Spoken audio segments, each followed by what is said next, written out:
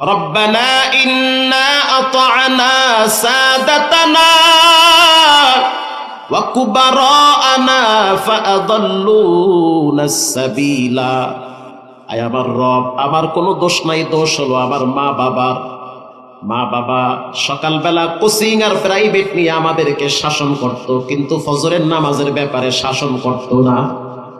অতএব ধরা যা খাওয়ার মা বাবারে ধরেন। আল্লাহ কোরআনে আগাম সংকেত দিয়ে বলেন, ইয়াউমা লা ইয়ানফাউ মালু ওয়ালা বানুন,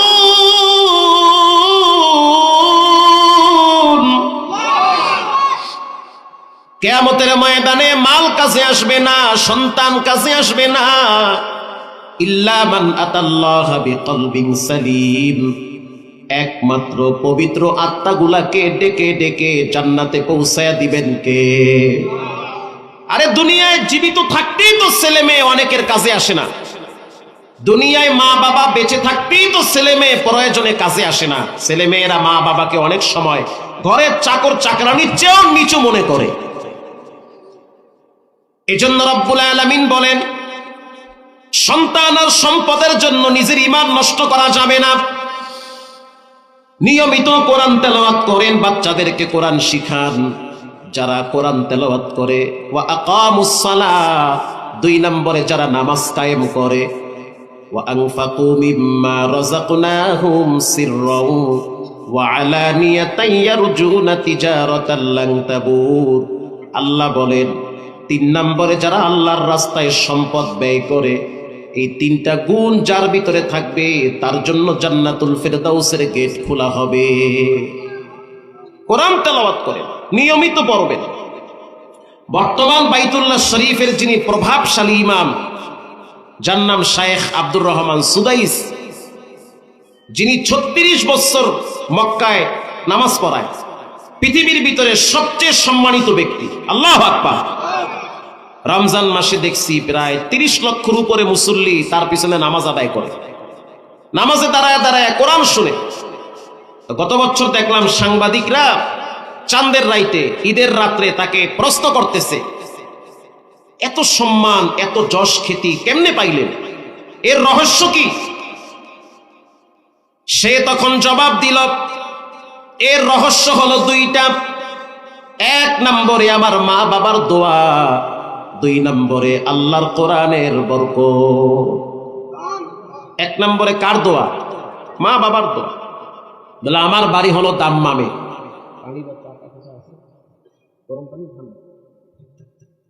আমার বাড়ি হলো দাম্মামে। মক্কা থেকে দাম্মাম প্রায় 14 থেকে 1500 কিলোমিটার, অনেক দূর। সেখানে আমাদের বসবাস। যখন বয়স 7 তখন বাপ মারা গেছে। মারা যাওয়ার আগে বলেছে যে আমার ছেলে আব্দুর রহমানকে কোরআনের হাফেজ বানাবা, ছেলে কোরআন পড়বে, এর একটা সওয়াবের অংশ আমি বাবার কবরে যাবে।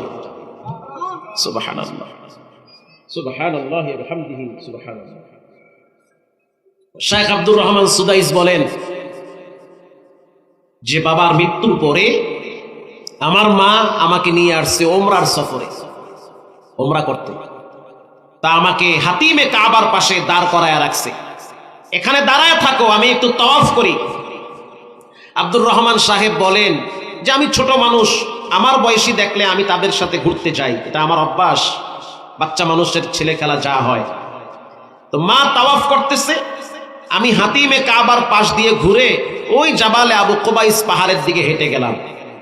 আমার মা তাওয়াফ করে আয়েশা দেখে আমি জায়গায় নাই। তখন মা মনে করছে যে আমি হয়তো হারায় গেছি। তো মা চিন্তা করলো, আমি যদি ছেলেটারে খুঁজতে যাই, ছেলেও আমারে পাবে না, আমিও ছেলেরে পাবো না, তার চেয়ে আমি এখানে দাঁড়ায় থাকি, ঘুরে ফিরে ও আবার আমার কাছে আসবে।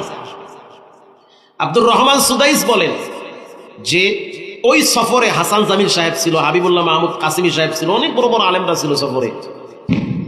তো শায়েখ আব্দুর রহমান সুদাইস বলেন যে আমি একটু পরে খেলাধুলা করে যখন হাতিমে কাবার পাশে আসলাম, আয়েশা দেখলাম আমার মা বাইতুল্লাহর দিকে 2 হাত উঁচা করে চোখের পানি ছেড়ে কাঁদতেছে আর বলতেছে, আল্লাহ, আমার ছেলে যেহেতু হারায় গেছে, খুঁজে পাচ্ছি না, তার চেয়ে তুমি আমার ছেলেটাকে বাইতুল্লাহর ইমাম বানায় দাও। সুবহানাল্লাহ। মায়ের দোয়া একেবারে কারেন্টের মতো লেগে গেছে। আল্লাহর ঘর যেখানে দোয়া করলে আল্লাহ দোয়া কবুল হয়, কবুল করে, ওখান থেকে সরাসরি বাইতুল মামুর, এরপরে আরশে আজিম। আব্দুর রহমান সুদাইস তিনি হাসতেছে আর চোখের পানি মুছতেছে। সে বলতেছে এই ক্রেডিট আমার না, এই ক্রেডিট আমার মায়ের।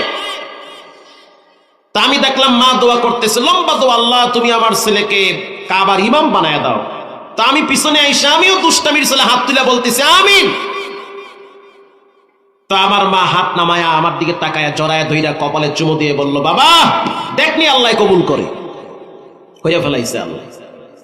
তো মা বলতেছে যে ইমাম হারাই, মুসল্লি হারাইলে তো মুসল্লি পাওয়া যায় না, কিন্তু ইমাম তো হারায় না। মুসল্লি হারাইতে পারে, ইমাম কি হারায়? তা আল্লাহ আপনি আমার ছেলেটাকে বাইতুল্লাহর ইমাম বানায় দেন, তাইলে তো আর হারাবে না। শেখ আব্দুর রহমান সুদাইস বলেন এটা হলো মায়ের দোয়া। দ্বিতীয় হলো আমি নিয়মিত তেলাওয়াত করি। কোরআন তেলাওয়াত যখন মানুষ নিয়মিত করে তখন আল্লাহ তাআলার মারিফতের নূর তার সিনায় আল্লাহ ঢুকায়া দেয়, যে নিয়মিত কোরআন পড়ে। এজন্য রব্বুল আলামিন বলেন ইন্নাল্লাযীনা ইয়াতলুনা কিতাবাল্লাহ, নিশ্চয়ই যারা কোরআন তেলাওয়াত করে, ওয়া আকামুস সালাহ, দুই নম্বরে যারা নামাজ কায়েম করে, ওয়া আনফাকু মিম্মা রাযাকনাহুম সিররাও ওয়া আলানিয়াতান ইয়ারজুনা তিজারা, তিন নম্বরে যারা আল্লাহর রাস্তায় দান করে। এই তিনটা গুণ যার ভিতরে থাকবে তাদের মতো সফল ব্যবসায়ী দুনিয়াতে আর কেউ নাই। হে যুবক ভাইরা আমার, জীবনে যত রকমের পাপ করেন কখনোই নামাজ ছাড়া যাবে না। যদি বলেন হুজুর আমি মিথ্যা বলি, বলেন, তারপরেও নামাজ ছাড়া যাবে না।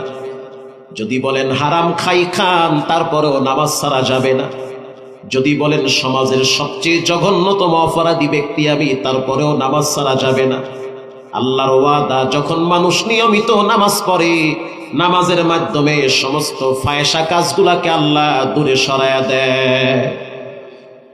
একজন সাহাবী এসে বলল, ইয়া নবী আল্লাহ, আমার দিল খালি শক্ত থাকে, আমার দিলটা নরম হতে চায় না।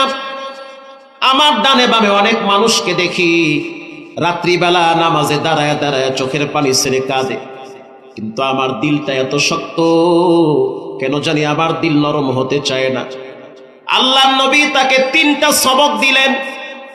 এক নম্বরে তুমি নিয়মিত কোরআন তেলাওয়াত করো, দুইটা আয়াত পারলেও তেলাওয়াত করো, মনোযোগ দিয়া পড়ো, ঠান্ডা মাথায় পড়ো। দুই নম্বরে যারা এতিম তাদের পাশে একটু বসো। যখন এতিমের কলিজার কষ্টের খবর তুমি জানবে, এতিমের কষ্টগুলা যখন তুমি শুনবে, তখন তোমার রব তোমার কলবটাকে নরম বানায় দিবে। যার বাপ অল্প বয়সে মারা গেছে, যেই ছেলেটার মা নাই, বাপ নাই, এমন সন্তানের কাছে একটু সময় দাও। যদি সামর্থ্য থাকে তাকে তুমি কিছু খাবার কিনে দাও। যদি সামর্থ্য না থাকে তাহলে এতিম বাচ্চার কথা শুনে তার মাথায় হাত বুলায় দাও। রাসূল বলেন, আনা ওয়া কাফিলুল ইয়াতীম কাহাতাইনি ফিল জান্নাহ, এতিমের লালন পালনকারী আর আমি মুহাম্মদ একই জান্নাতে থাকবো, মাঝখানে কোনো পার্টিশন থাকবে না। কেউ যদি এতিমের মাথায় হাত বুলায় দেয়, আল্লাহর রাসূল বলেন প্রত্যেকটা চুলের বিনিময়ে একটা করে নেকি জমা হয়ে যায়।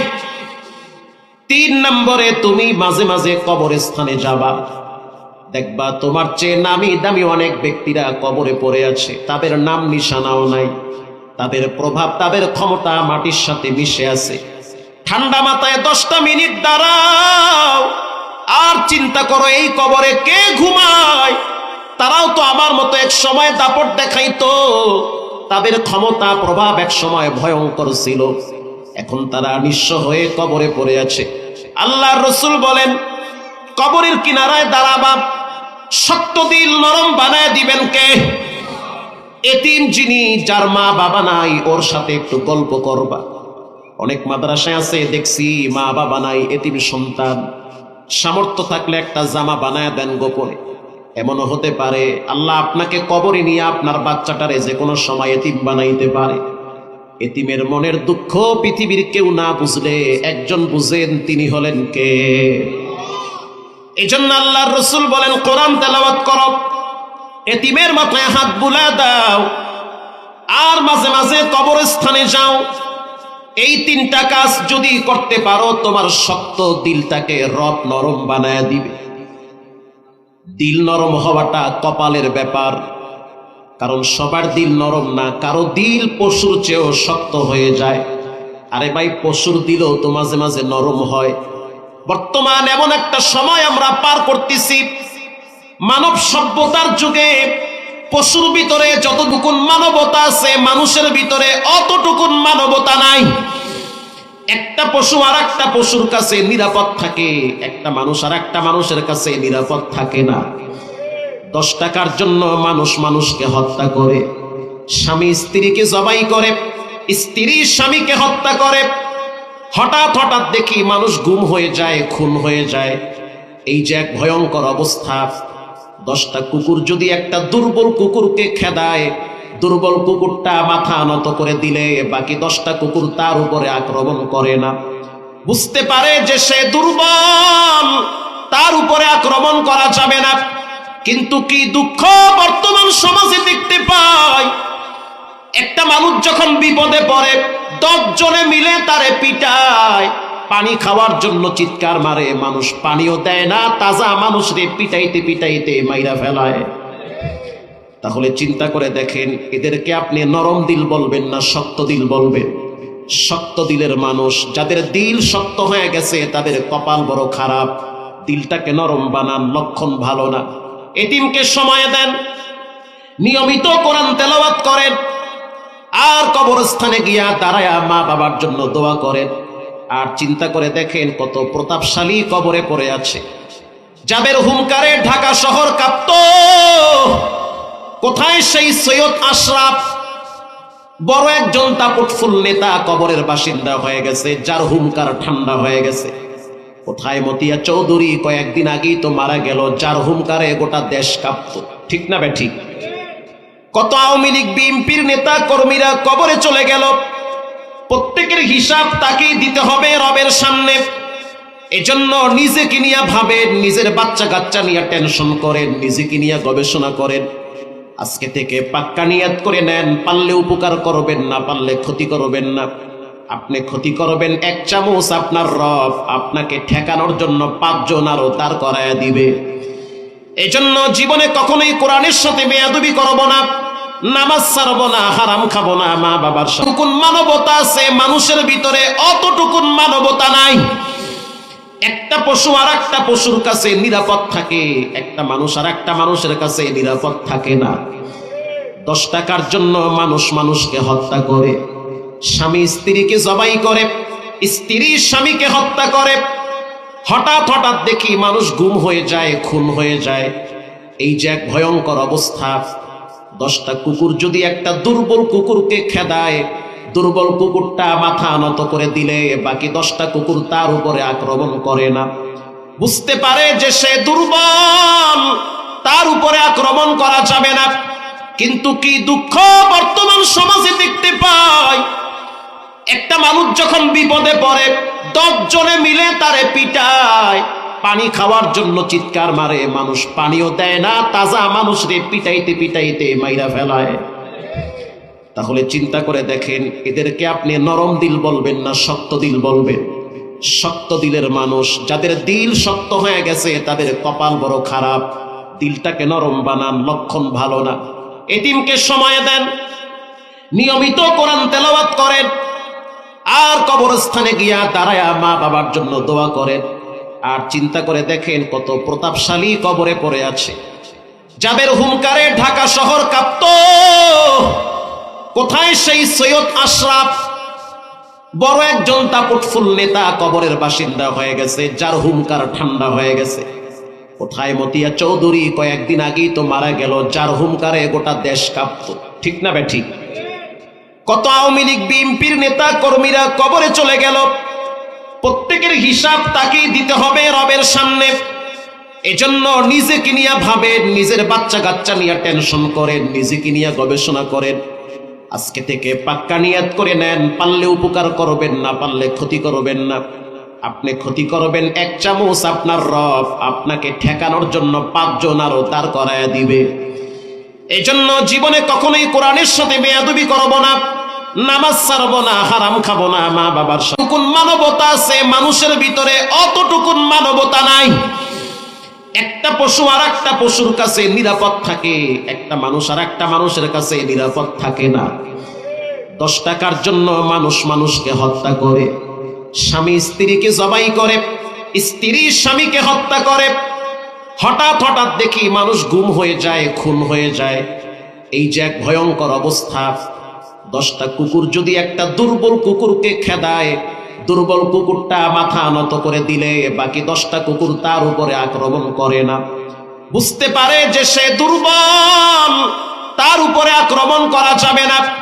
কিন্তু কি দুঃখ বর্তমান সমাজে দেখতে পাই, একটা মানুষ যখন বিপদে পড়ে 10 জনে মিলে তারে পিটায়, পানি খাওয়ার জন্য চিৎকার মারে, মানুষ পানিও দেয় না, তাজা মানুষরে পিটাইতে পিটাইতে মাইরা ফেলায়। তাহলে চিন্তা করে দেখেন, এদেরকে আপনি নরম দিল বলবেন না শক্ত দিল বলবেন? শক্ত দিলের মানুষ, যাদের দিল শক্ত হয়ে গেছে তাদের কপাল বড় খারাপ। দিলটাকে নরম বানান, লক্ষণ ভালো না। এতিমকে সময় দেন, নিয়মিত কোরআন তেলাওয়াত করেন, আর কবরস্থানে গিয়া দাঁড়ায়া মা বাবার জন্য দোয়া করেন। আর চিন্তা করে দেখেন কত প্রতাপশালী কবরে পড়ে আছে, যাদের হুঙ্কারে ঢাকা শহর কাঁপত। কোথায় সেই সৈয়দ আশরাফ, বড় একজন দাপটফুল নেতা, কবরের বাসিন্দা হয়ে গেছে, যার হুঙ্কার ঠান্ডা হয়ে গেছে। কোথায় মতিয়া চৌধুরী, কয়েকদিন আগেই তো মারা গেল, যার হুঙ্কারে গোটা দেশ কাঁপত। ঠিক না বেঠিক? কত আওয়ামী লীগ বিএনপির নেতা কর্মীরা কবরে চলে গেল, প্রত্যেকের হিসাব তাকেই দিতে হবে রবের সামনে। এজন্য নিজেকে নিয়ে ভাবেন, নিজের বাচ্চা কাচ্চা নিয়ে টেনশন করেন, নিজেকে নিয়ে গবেষণা করেন। আজকে থেকে পাক্কা নিয়াত করে নেন, পারলে উপকার করবেন, না পারলে ক্ষতি করবেন না। আপনি ক্ষতি করবেন 1 চামচ, আপনার রব আপনাকে ঠেকানোর জন্য 5 জন আরো দাঁড় করায়া দিবে। এজন্য জীবনে কখনোই কোরআনের সাথে বেয়াদবি করব না, নামাজ ছাড়বো না, হারাম খাবো না, মা বাবার সাথে